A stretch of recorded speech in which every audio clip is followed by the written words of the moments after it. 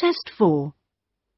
You will hear a number of different recordings and you'll have to answer questions on what you hear. There will be time for you to read the instructions and questions, and you'll have a chance to check your work. All the recordings will be played once only. The test is in 4 sections. At the end of the test, you will be given 10 minutes to transfer your answers to an answer sheet.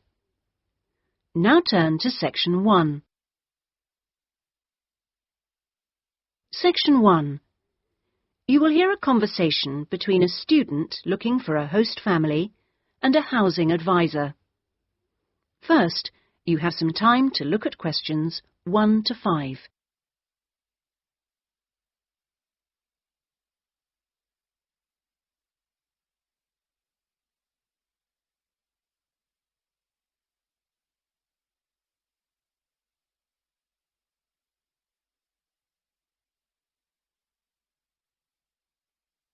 You will see that there is an example which has been done for you. On this occasion only, the conversation relating to this will be played first. Good morning. How can I help you? Good morning. I understand you help fix up students with host families. That's right. Are you interested in... Yes. Well, please sit down and I'll just take a few details. Thank you. Right. Now, what name is it? Jenny Chan. Can you spell that, please? Yes. Jenny-Chan.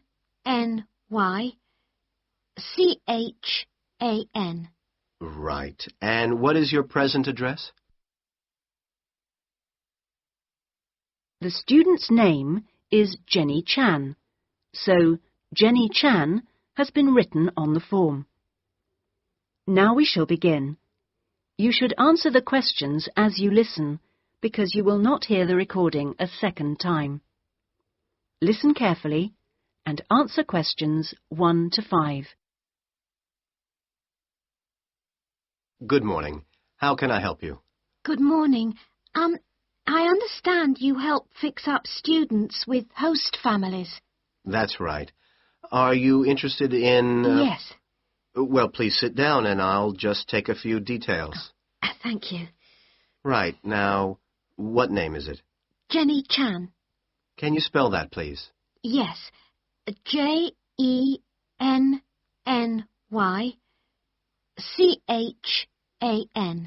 Right. And what is your present address? Seaview Guest House, 14 Hill Road. Okay. And do you know the phone number there? Yes, I have it here. 2237-676. But I'm only there after about 7 p.m. So when would be the best time to catch you? I suppose between 9 and, let me see, past, before I leave for the college. Great. And can I ask you your age? I've just had my 19th birthday. And how long would you want to stay with the host family? I'm planning on staying a year, but at the moment I'm definitely here for 4 months only. I have to get an extension to my permit. You're working on it? Fine. And what will be your occupation while you're in the UK? Studying English? And what would you say your level of English is? Good, I think. I'd like to say advanced, but my written work is below the level of my spoken, so I suppose it's intermediate. Certainly your spoken English is advanced. Anyway, which area do you think you would prefer? Well, I'm studying right in the centre, but I'd really like to live in the northwest. That shouldn't be a great problem. We usually have lots of families up there. Before you hear the rest of the conversation, you have some time to look at questions 6 to 10.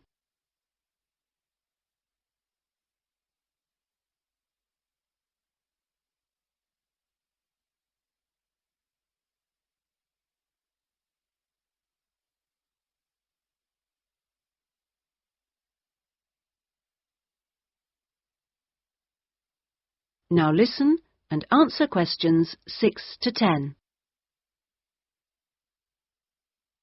And do you have any particular requirements for diet?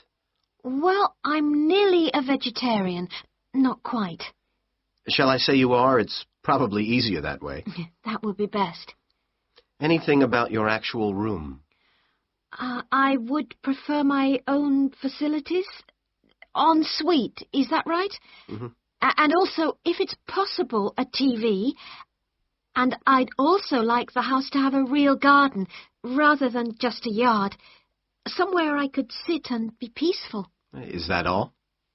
Well, I'm really serious about improving my English, so I'd prefer to be the only guest, if that's possible.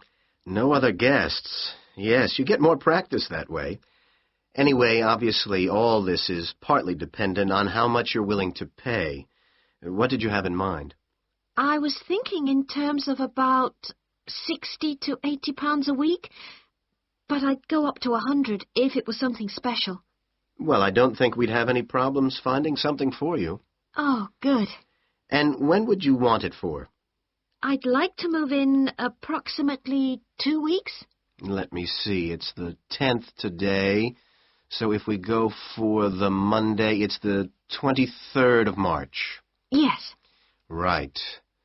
Good. And if I could ask one last question. That is the end of section 1. You now have half a minute to check your answers.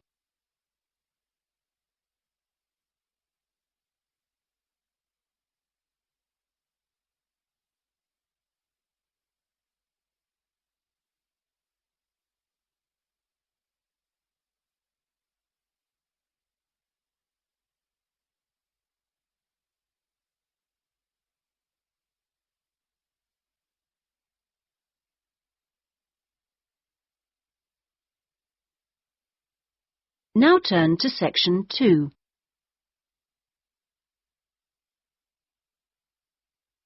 Section 2.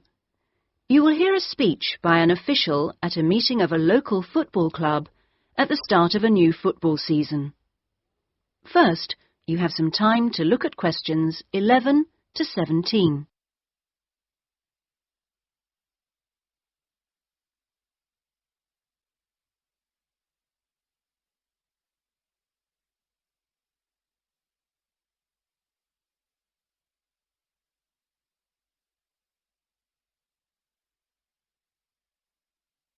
Now listen carefully and answer questions 11 to 17. Good evening, everyone, and thank you for coming to the soccer club meeting. It's good to see so many parents and children here tonight, and I know you're looking forward to a great football season. Now, I'd like to take a few minutes to tell you about some changes to the soccer club for the coming season. Now, this season, we'll be playing all our matches for both the junior and senior competitions at Kings Park, instead of Royal Park, which was used last season. Now, for meetings, we're going to use the clubhouse in Kings Park, and the next meeting will be held in the clubhouse on the 2nd of July. As usual, we hope to begin the season with a picnic next Saturday at the clubhouse. Please try and come to the picnic, as it's always good fun. At the last week of the season, we usually have a dinner and presentation of prizes to the players, and more information about this will be given to you later in the season. This season, we have more teams than ever. We hope to have 10 teams instead of 5 in the junior competition, and they will play on Saturday mornings beginning at 8:30 a.m. Training sessions will be held in Kings Park on Wednesday afternoons for the juniors, and they will be wearing red shirts again this year. In the senior competition, there will be 4 teams, same as last year, and their games will be played on Saturday afternoons, starting at 2:30. It will be at a 2 o'clock start, and the training session for seniors is planned for Sunday afternoons.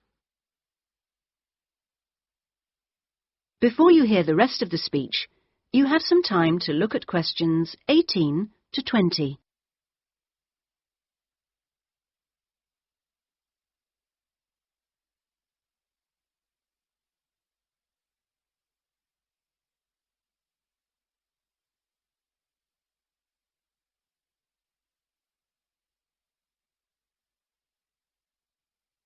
Now listen and answer questions 18 to 20.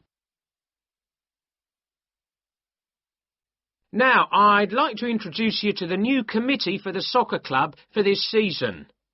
Firstly, let me welcome Robert Young, the new president, who will manage the meetings for the next 2 years.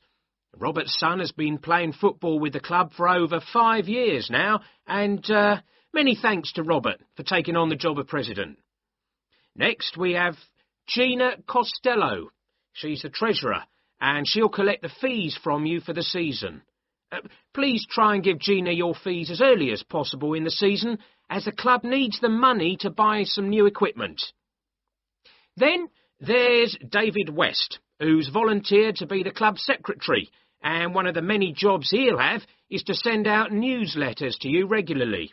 If you have any information that may be useful, please let David know so that it can be included in these newsletters.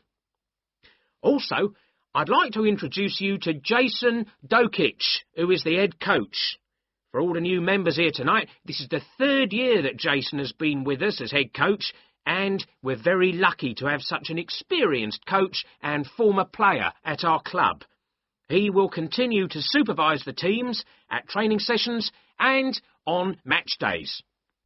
Now, before we finish and have some refreshments, does anyone have any questions they'd like to ask the new committee?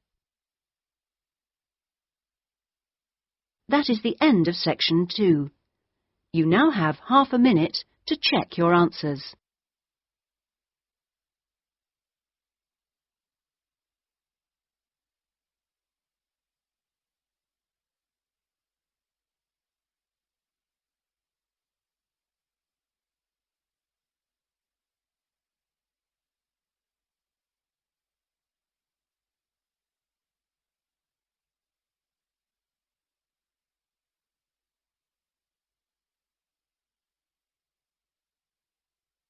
Now turn to section 3.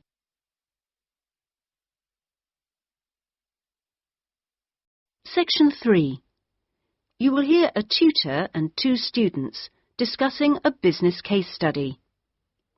First, you have some time to look at questions 21 to 24.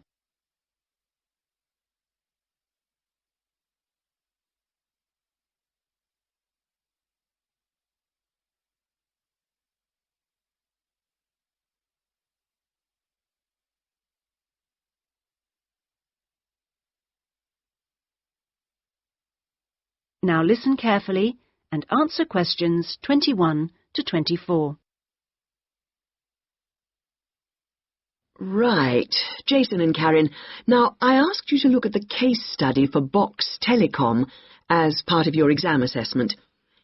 It's interesting because they're in the middle of problems at the moment, and I want you to track how they deal with them. Let's start with you, Karen. Having read through the case study, can you just summarise what the problems were that Box Telecom had to take on board? Well, of course, what first came to their attention was that despite a new advertising campaign, they were suffering from falling sales, and this is something that had many causes. On top of that immediate problem, what had also happened over the last 2 years was that although they had invested in an expansion plan, they had to face up to increased competition. And before they had a chance to get to grips with the effects of that, they were stalled by a strike, and it was just when they were thinking about making a colossal investment in new machinery for their plants. So they were really in trouble. Yes, I think that's fair. And, Jason, now you contacted the company, didn't you?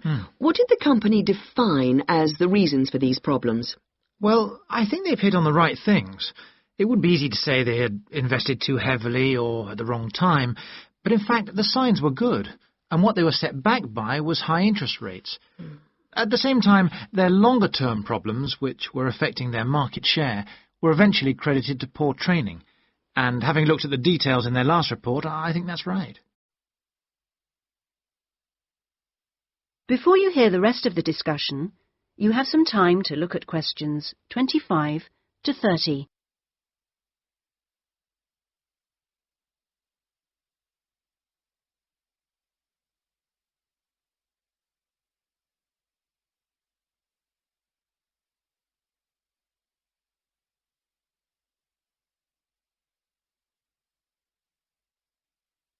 Now listen and answer questions 25 to 30.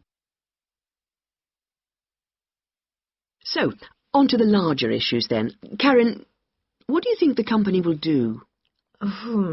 Well, obviously they have the choice of accepting the very favourable terms that another company, KMG plc, have given them to buy them out.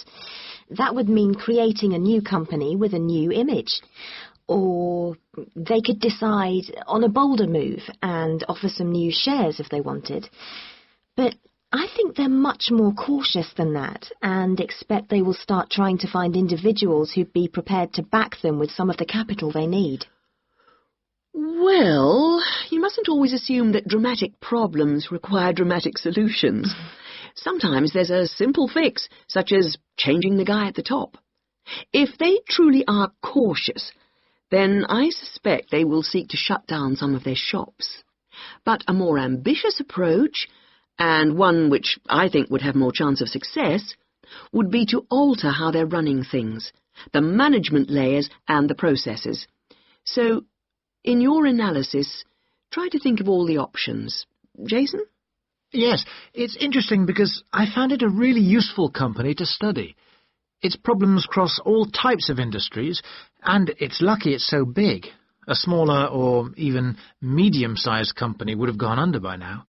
Ah, well, in fact, what I want you two to do is to go away when we've finished our discussion today and write a report. We've looked in general at the telecommunications market in the UK over the last few sessions, and I want you to take Box Telecom as an example and suggest some ways in which they might overcome their problems, and outline the reasons why you think as you do. But try and keep it intrinsic to the company rather than dragging in other examples. Is that okay, Karen? Yes, I think I can do that. Personally, I've got great hopes for it. I think it will recover. That advertising campaign they did was very strong, and they're very innovative with their products. They set new trends. The company's got to recover, don't you think, Jason? I'm not sure. I think it can, but it's not a foregone conclusion unless they manage to attract the right level of investment. The company definitely needs a boost, and to attract more highly skilled workers if their recovery is to be long-lasting. When I was talking to the marketing manager, he said to me that he thinks the company had got a great management team. But he would say that, wouldn't he? But they are suffering from having to work with outdated production machinery, and that could cost a lot to put right. Well, personally, I think the stock market is to blame. I think they were expecting too much of the company, and then inevitably it looked bad when it didn't perform. The market should have had more realistic expectations. And I disagree with you about the advertising campaign, Karen. That's where they could do with some innovation to get sales kick-started. Anyway, let's see what you come up with those. That is the end of section 3. You now have half a minute to check your answers.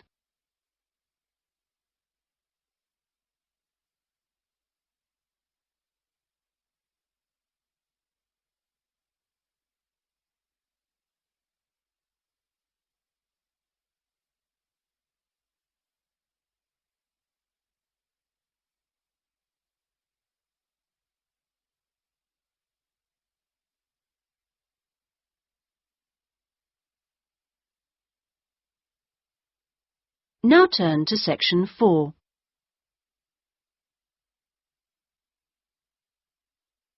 Section 4. You will hear a university librarian giving a talk to new students. First, you have some time to look at questions 31 to 40.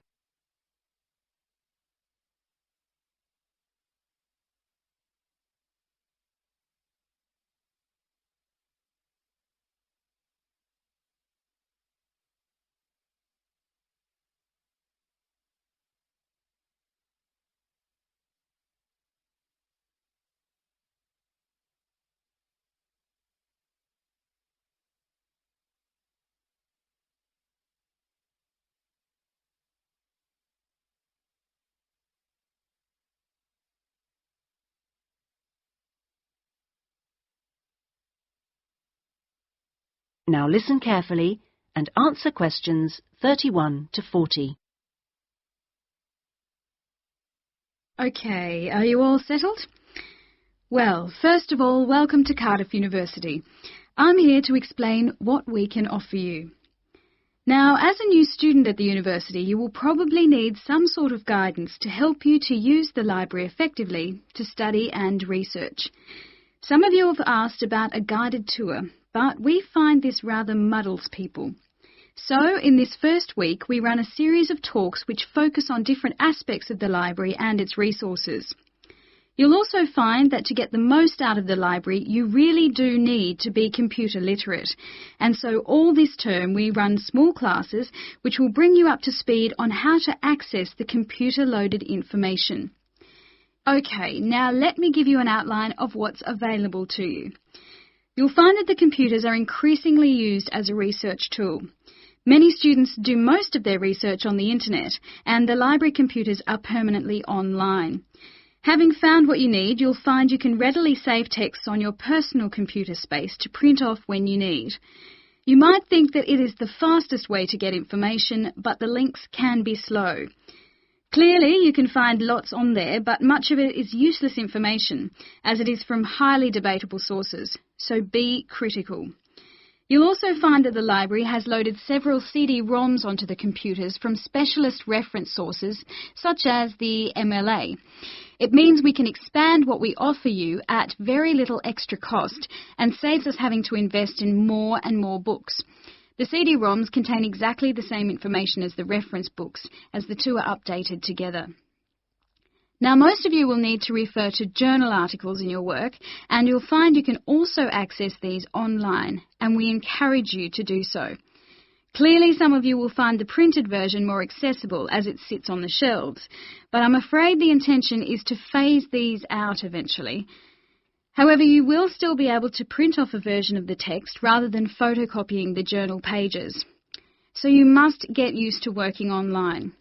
Naturally, we do still have the full range of classic reference books, additional to the CD-ROMs for you to use, and there are several copies of each one. This is because some of you may prefer to borrow a book rather than sit in the library. There is a restricted loan time on these, so that they are not missing from the shelves for too long. Although there is a section manager for each part of the library, they are very busy, and so if you do get stuck looking for things, you should ask the relevant cataloguing assistant. As your training supervisor, I just oversee your induction and will not be around after this initial week.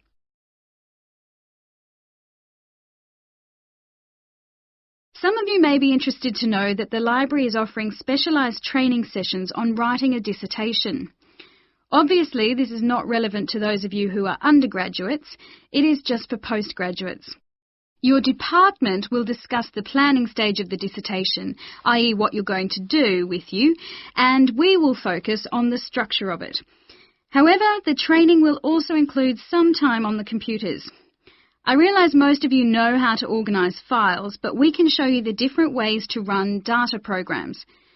Your tutors will tell you at the outset how to set out the chapters they require, but you will need to ask them how they would like you to organise the bibliography, because it varies depending on your subject area. When you've got something together, the trainer here will look through the draft version for you to see if it's okay.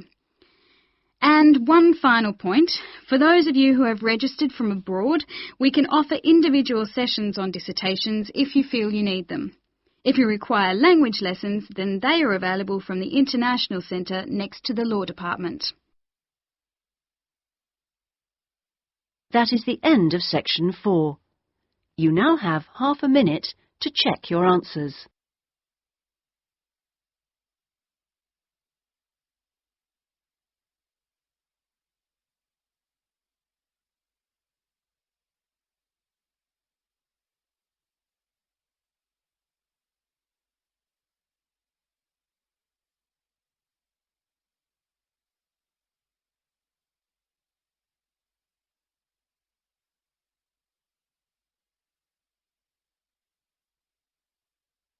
That is the end of the listening test.